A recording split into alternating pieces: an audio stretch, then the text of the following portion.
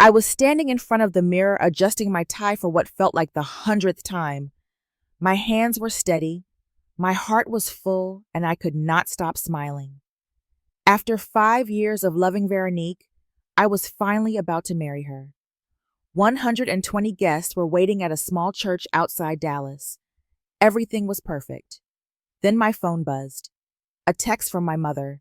I smiled thinking she was wishing me luck, but when I read those words, my smile disappeared completely. Before I tell you what that message said, let me know where you are watching from today. Drop your location in the comments below. If you believe that every child deserves equal love from their parents, hit that like button and subscribe to this channel. Now let me take you back to where this story really begins. I grew up in a small town near Houston, Texas. Our family was simple. My father, Daniel, worked as an electrician, putting in long hours to keep the lights on in other people's homes. My mother, Patricia, was a nurse at the local hospital, always caring for strangers while trying to raise 2 boys. I was the older son, and my brother Kevin came along 3 years after me. From the very beginning, Kevin was different in my parents' eyes. Before he was born, my mother had suffered 2 miscarriages. The doctors told her she might never carry another child to term. So when Kevin arrived healthy and screaming into the world, my parents treated him like a miracle. I understood that even as a young boy. I told myself it made sense that they would hold him a little tighter, watch him a little closer. He was their answered prayer. But understanding something and living with it are 2 very different things. When I was 12 years old, I spent an entire summer cutting grass in our neighborhood. I woke up before dawn, pushed that heavy mower from yard to yard, and saved every single dollar I earned. By August, I had enough to buy myself a bicycle. I was so proud of that bike. I had earned it with my own sweat. 2 months later, Kevin turned 9, and my parents surprised him with a brand new bicycle, bright red with silver handlebars. He had not worked a single day for it. When I asked my mother why Kevin got a bike for free when I had to work for mine, she just smiled and said Kevin was younger and needed more help. I nodded and said nothing more. When I was 16, I tried out for the high school basketball team and made it. I was not the best player, but I practiced harder than anyone else. I remember looking into the stands during my first game searching for my parents' faces. They were not there. After the game, I called home and asked where they had been. My mother explained that they had to take Kevin to his piano lessons. Kevin was 13 then, and he had been taking piano lessons for 2 years. He barely practiced and often skipped his classes entirely. But somehow his piano lessons were more important than my basketball games.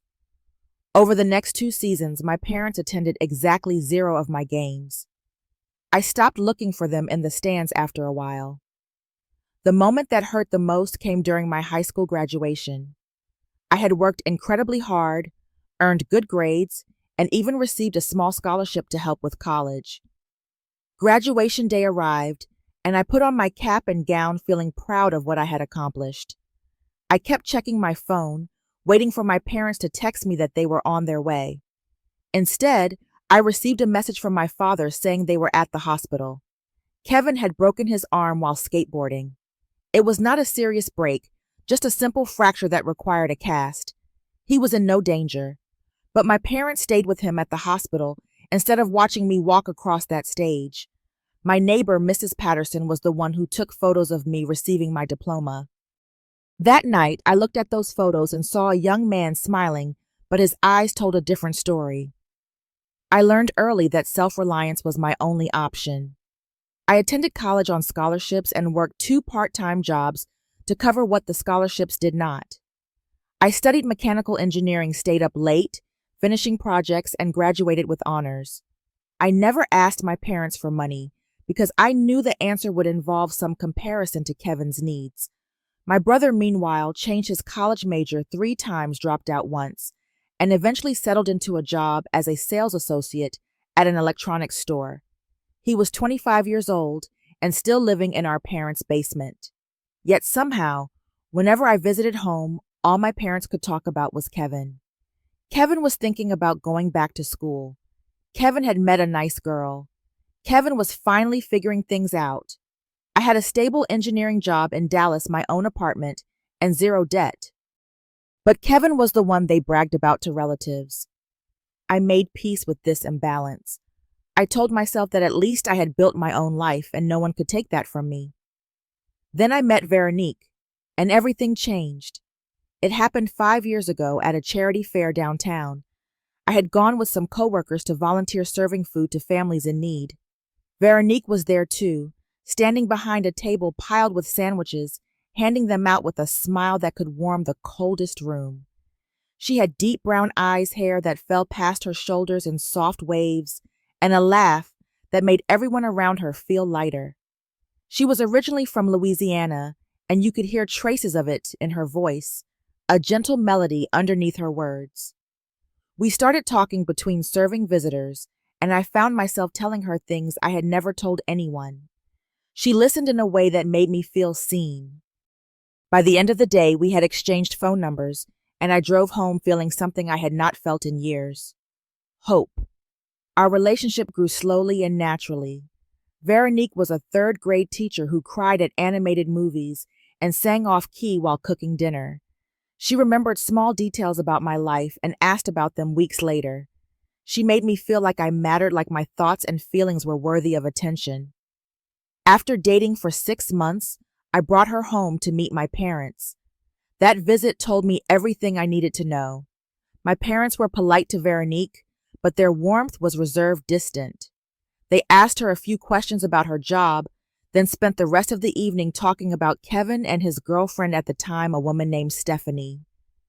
They showed Veronique photos of Kevin, told stories about Kevin, and barely acknowledged that I was sitting right there with the woman I loved. At one point, my mother looked at Veronique and said it was a shame she had not met Kevin first, because he was quite the charmer. I wanted to disappear into the floor, but Veronique just smiled gracefully and reached under the table to hold my hand. Her fingers laced through mine, steady and reassuring. On the drive back to Dallas, she was quiet for a long time. Then she said something that broke me open. She said that I deserved to be loved so much better than that. I pulled the car over to the side of the road because I could not see through the tears. I sat there, hands gripping the steering wheel, and cried for everything I had never allowed myself to cry about. Veronique held me without saying another word. That was the moment I knew I would marry her someday. 4 years later, I proposed at the same charity fair where we had first met. I got down on one knee in front of the sandwich table while volunteers cheered around us. Veronique said yes before I even finished asking the question. We held each other and laughed and cried, and for once, I did not think about my parents at all. We decided to plan a modest wedding, about 120 guests, at a small church outside Dallas. We saved money for over a year, refusing help from either set of parents. We wanted this to be ours, something we built together. We picked a date in the middle of June, 8 months away, and I sent invitations to my parents immediately. They responded that they would be there. I allowed myself to believe them. 3 months before the wedding, Kevin called with news. His new girlfriend, Amber, was pregnant. My parents were ecstatic. My mother called me crying tears of joy, saying this was the best news she had ever received. She talked about the baby for 45 minutes straight. She asked about my wedding plans for approximately 30 seconds. I told myself I was being too sensitive, that of course a new grandchild was exciting news. Then Amber announced she was hosting a baby shower. The date she chose was June 15th, the same day as my wedding. I assumed it was a coincidence. Amber had only known Kevin for 8 months, and she probably had no idea when my wedding was scheduled. I mentioned it casually to my mother, expecting her to point out the conflict to Amber and ask her to change the date. Instead, my mother went quiet on the phone. She said she would talk to Amber about it and get back to me. She never did. 2 weeks before my wedding, I called my parents to confirm they were coming. I had made sure their names were on the seating chart, reserved a special table for family, and even arranged for a car to pick them up from the airport. I wanted everything to be perfect, even though a part of me was bracing for disappointment. My mother answered the phone, and her voice immediately sounded strange. She was hesitant, choosing her words too carefully. She said there was something she needed to discuss with me. My stomach dropped before she even finished speaking. She explained that Amber's baby shower was still happening on June 15th. The venue had been booked, invitations had been sent out, and it was too late to change anything. Kevin really needed their support during this special time, she said. He was nervous about becoming a father, and Amber's family was not very involved, so it was important for my parents to be there. I gripped the phone so hard my knuckles turned white. I asked her directly. I said, "Are you telling me you are skipping my wedding?" My mother started crying.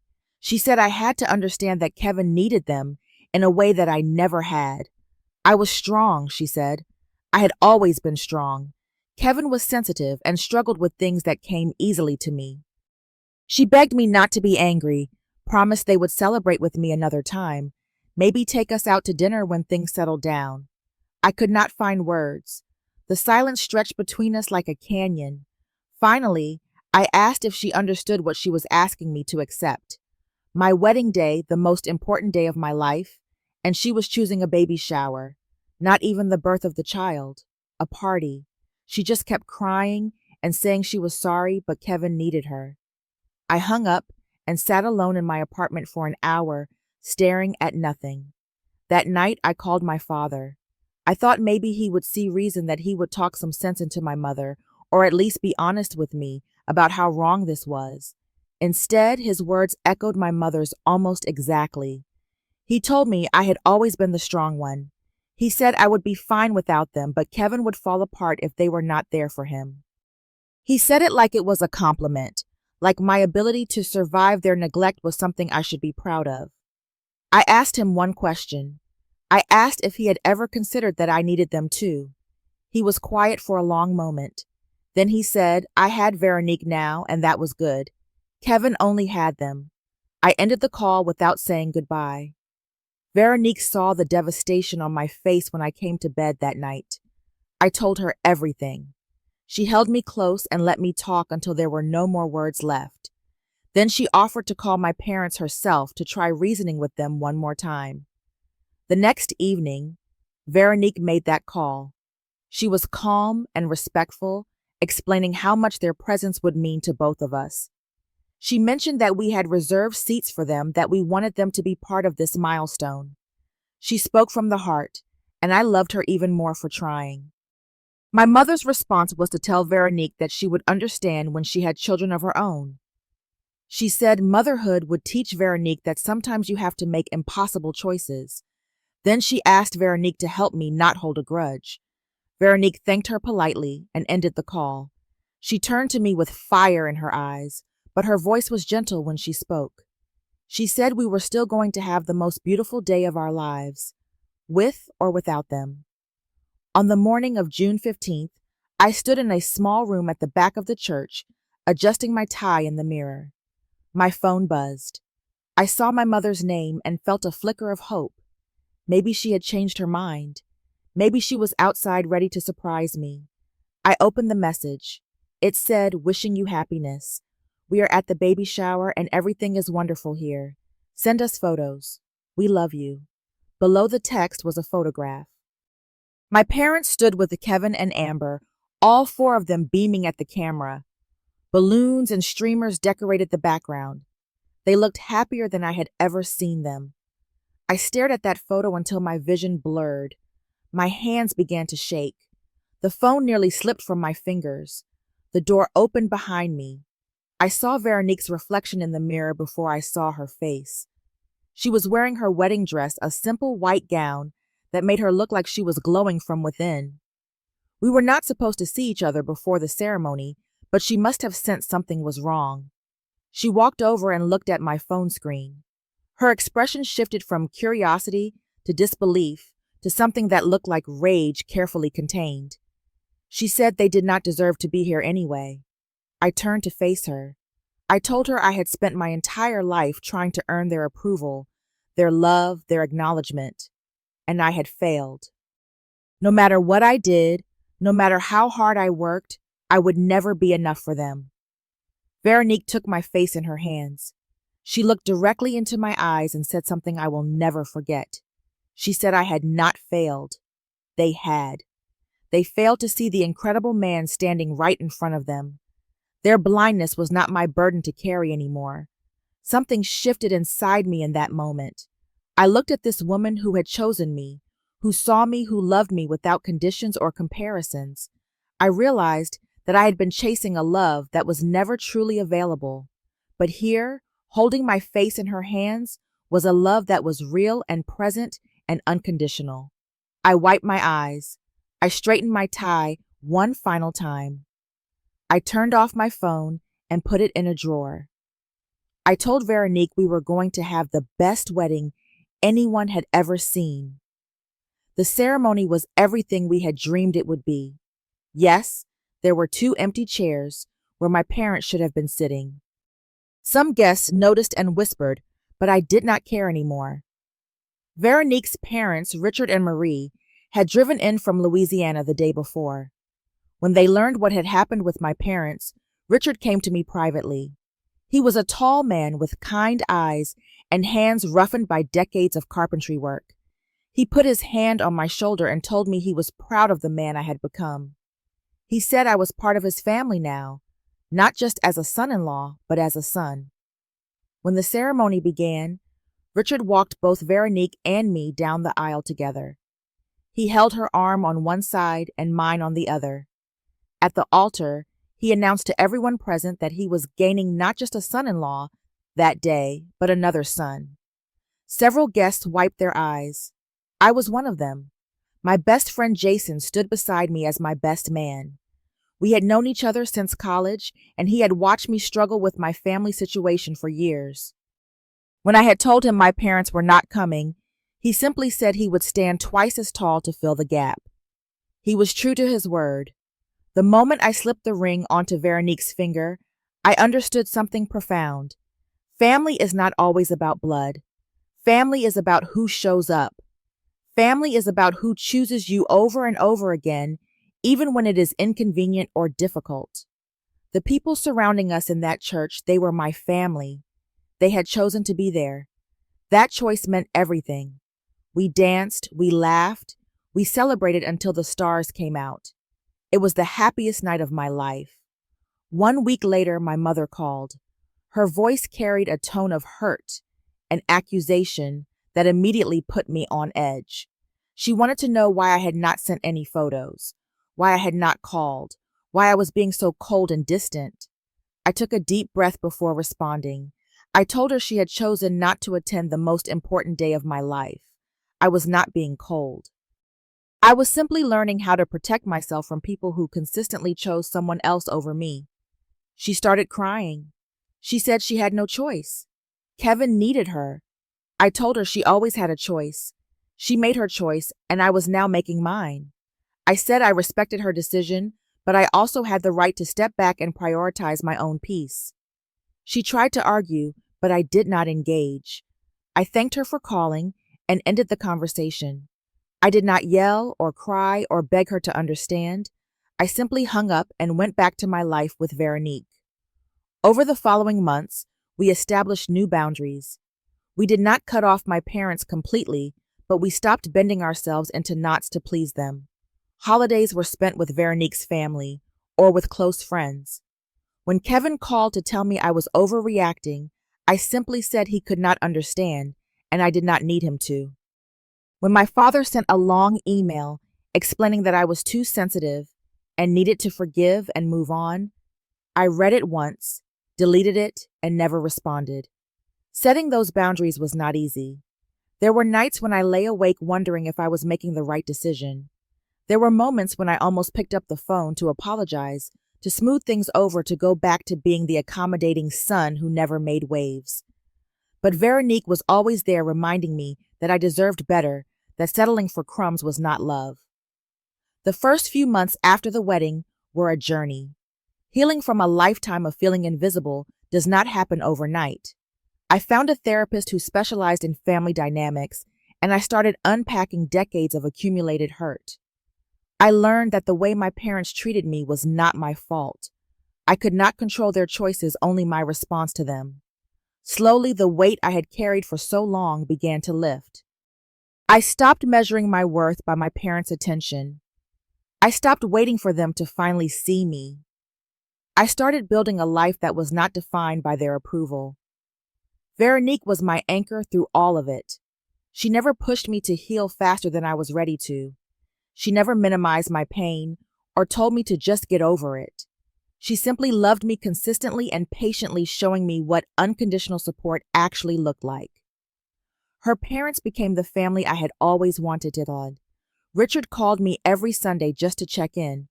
Marie sent care packages filled with homemade food and little notes telling me she was proud of me.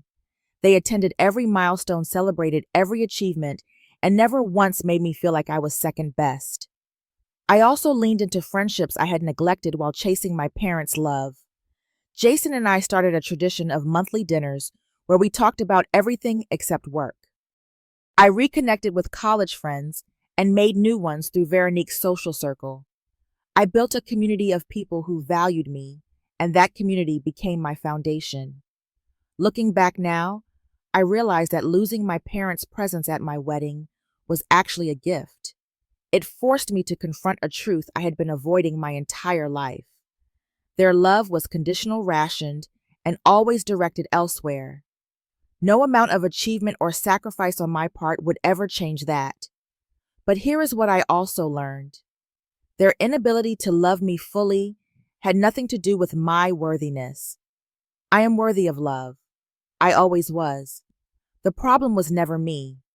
These days, my relationship with my parents exists at a distance. We exchange occasional texts on holidays. I send birthday cards. They have never apologized for missing my wedding, and I have stopped expecting them to. Holding on to that expectation only hurt me. Letting it go set me free. I do not hate them. Hate takes too much energy, and I would rather spend that energy on people who show up for me. I have found peace in accepting that some relationships will never be what we wish they could be, and that is okay. We cannot force people to love us the way we need to be loved, but we can surround ourselves with those who do. 6 months ago, Veronique told me she was pregnant. We are expecting our first child in the spring. When she showed me the positive test, I held her and promised that our child would never feel invisible. Our child would never have to wonder if they were loved enough. I will make sure of that every single day.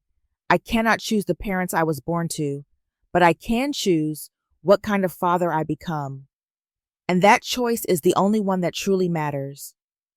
If you are watching this and you have ever felt unseen by the people who were supposed to love you most, I want you to know something. Their failure to see you is not a reflection of your value. You are enough. You have always been enough. And there are people out there who will recognize that even if the ones closest to you cannot. Build your own family. Find your own people. Protect your peace without apology. Life is too short to spend it waiting for love that may never come. Thank you for staying with me through this story. It was not easy to share, but I hope it helps someone out there who needed to hear it. Now, I have a question for you. Have you ever had to set boundaries with family members who consistently chose someone else over you? How did you handle it? Drop your experience in the comments below. Let us support each other. If this story touched your heart, please give it a like so more people can find it. Subscribe to this channel and hit the notification bell so you never miss another story. Share this video with someone who might need to hear these words today. Thank you for watching. Thank you for listening. And thank you for being part of this community. I wish you all the love and peace you deserve. Until next time, take care of yourselves and take care of each other.